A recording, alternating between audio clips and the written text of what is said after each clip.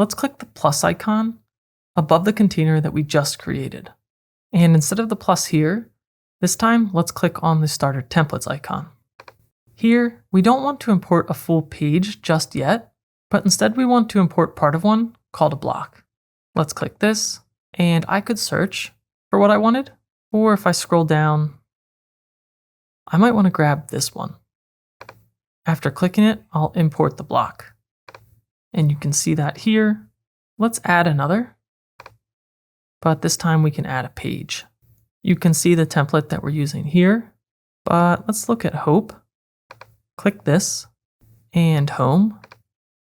We can look at what we have here and then import this template, and I can close this.